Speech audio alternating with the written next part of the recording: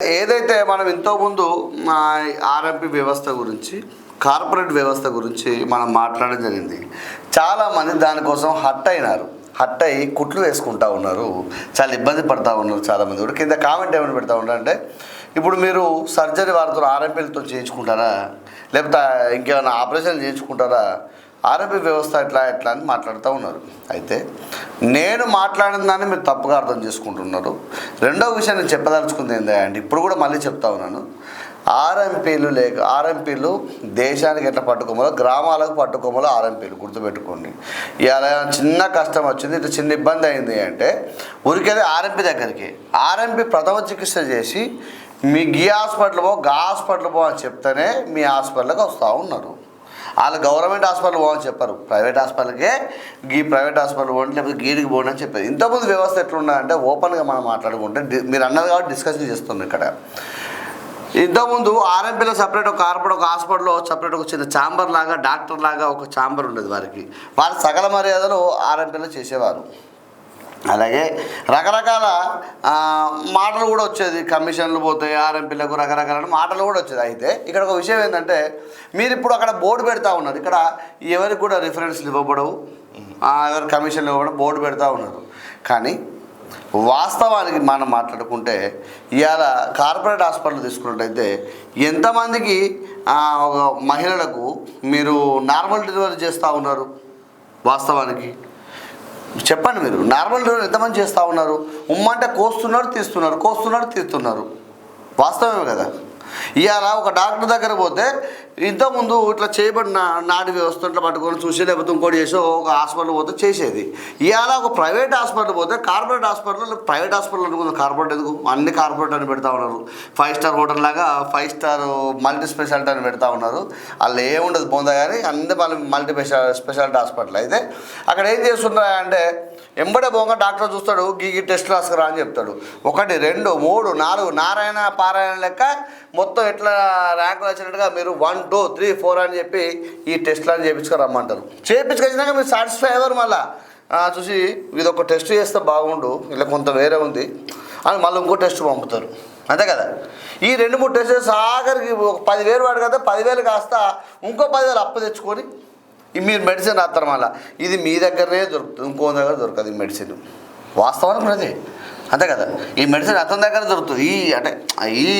Formula ఏమంటారు, దాన్ని ఏమంటారు, ఆ ఫార్ములా సంబంధించి అంటే ఫార్ములాస్ ఉంటాయి, కానీ వేరే బయట దొరుకుతాయి, కానీ ఇది దొరకదు. మళ్ళీ medicines Srikanth company, Arun company దొరకదు ఆడ. మళ్ళీ బయట వేరే కంపెనీ, ఈ ఫార్ములాస్తో వేరే బయట కంపెనీ దొరుకుతుంది, కానీ ఈ శ్రీకాంత్ అరుణ్ కంపెనీ దొరకదు మళ్ళీ ఆడ. అవునా కదా. అంటే ఇవన్నీ వ్యవస్థలు మీరు పెట్టుకొని మాట్లాడితే మీకు ఎలా హట్ అవుతా ఉన్నారు, ఇబ్బంది పడుతూ ఉన్నట్టు ఎందుకోసం ఇది మళ్ళీ చెప్పండి. అంతే కదా. ఇంకొకటి, ఇప్పుడు సరే ఆ మిత్రులు ఎవరో అలా అన్నారు, కరెక్టే. ఇప్పుడు ఒక హాస్పిటల్కి రావాలంటే మినిమం 10, డాక్టర్ 11 అవుతుంది. మరి నొప్పి అట్నే ఉంటుందా? ఉండదు. మళ్ళీ టోకన్ సిస్టమ్, కడుపున వస్తుంది, కాళ్ళను వస్తుంది, లేకపోతే అసిడిటీ, చాలా రకాలుగా ఉంటాయి. ఇప్పుడు ఈ డాక్టర్ వచ్చే వరకు టోకెన్ తీసుకొని వచ్చి లైన్లో నిలుచునే వరకు నొప్పి అట్నే ఉంటుందా? ఇప్పుడు మంత్రసాన వచ్చే వరకు పురుడు కాకుండా ఉంటుందా? అంటే ఇవన్నీ ఎట్లుంటుందంటే వ్యవస్థ, నేనేమన్నా వాళ్ళు ప్రథమ చికిత్స మాత్రమే చేస్తారు. ఈరోజు కూడా చెప్తున్నారు, ప్రథమ చికిత్స చేసి మీరు సంపాదించుకోవడానికి మీ దగ్గర పంపుతారు ఓపెన్గా. ఆర్ఎంపీలే లేకుంటే 500 ఫీజు 15 డేస్కి, 500 ఫీజు 5,000 చేసినా దానికి ఆశ్చర్యపోవాల్సిన అవసరం లేదు. ఇంకొకటి ఏంటంటే, మీరు ఓపెన్గా ఇలా ఆర్ఎంపీ లేకపోతే మీ వ్యవస్థ నడవదు. చెప్పులు మీ గుండె చేసుకోండి.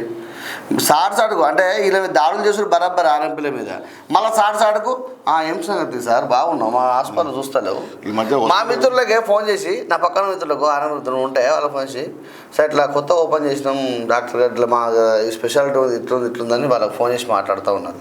ఎందుకోసం ఇవన్నీ ప్రయత్నాలు?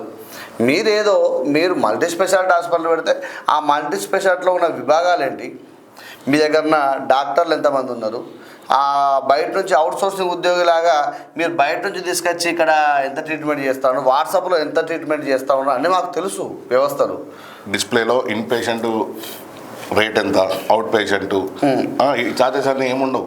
కేవలం ఒక ట్రెండ్ అధికారుల అంటే డాక్టర్లపై దాడి చేయొద్దు, దాడి చేస్తే పలానా చట్టం కింద కేసు చేయబడి అటువంటి డిస్ప్లేలు తప్ప ఈ పేషెంట్కి ఇంత మరి అటు చెప్పొచ్చు కదా, ఇవాళ మీ పేషెంట్ మేము ఇట్లా 1,00,000 రూపాయలు తీసుకుంటాను ఏమైనా అయితే మా మీద క్రిమినల్ కేసులు పెట్టాలి, నాకు బోర్డు పెట్టుంది, అది బెటర్ కదా, మరి ఎందుకు పెట్టారు?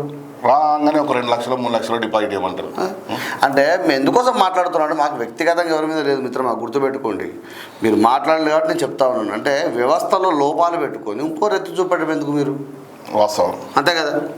ఇకనైనా మారండి. ఆర్ఎంపీలో వ్యవస్థ ఏంటంటే మేము వాళ్ళు సర్జరీ చేయమని చెప్తాం ఇప్పుడు కూడా, వాళ్ళు కేవలం ప్రథమ చికిత్స చేసి మీరు సంపాదించుకోవడానికి మీ దగ్గర పంపుతారు.